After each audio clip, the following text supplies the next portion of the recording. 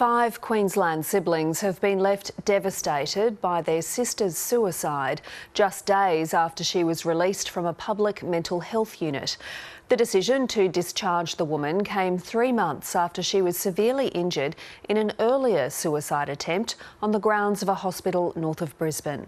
Psychiatrists say Queensland's mental health system is broken and whoever wins next month's election needs to spend an extra $300 million a year to urgently bolster services.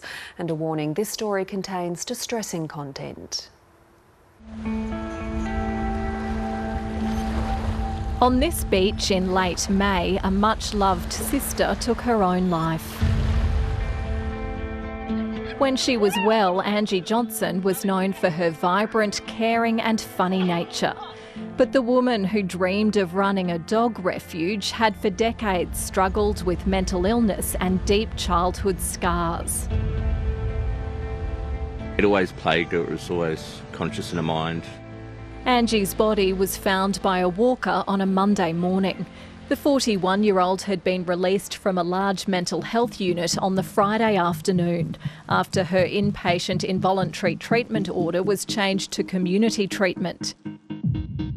Her brother says she told staff she was going to stay with a friend, but never went. No one was told, no one was contacted.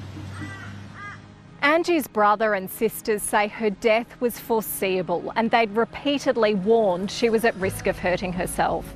She was at the Royal Brisbane because she'd tried to take her life 3 months earlier at a different hospital. That attempt, after leaving Caboolture Hospital's mental health facility, left her severely injured. I feel that she was abandoned by the system and we were powerless to stop it. Metro North has acknowledged the profound impact this loss has had on loved ones. It says a thorough review into the care provided to this patient and the circumstances surrounding her death has been undertaken. These findings have been collated to be shared with the family. Anne Garton lives with serious mental illness after a history of trauma. Over the decades, the former triathlete, police officer and healthcare worker has been a patient in many of Brisbane's ageing public mental health facilities, including the RBWH. You wouldn't put a dog in there, it's terrifying. She hasn't needed a hospital stay for more than 3 years, thanks to stable housing, a dedicated psychologist and her lifelong love of exercise.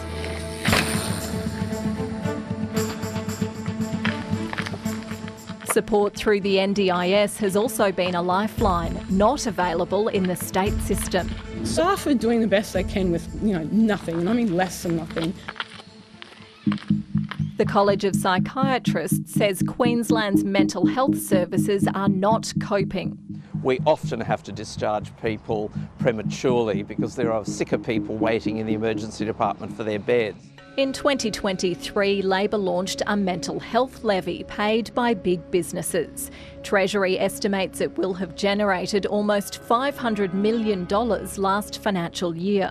But doctors say an extra $300 million is needed annually to fund the sector properly. They've either got to find that through other taxation means or increase the levy. We are raising more money than we originally forecast, and all of that money is spent on mental health services. Angelica Johnson's siblings say they're struggling with guilt, even though they did everything they could to get her help. I can't make any sense of it. It was painfully obvious to see that she was in a terrible state.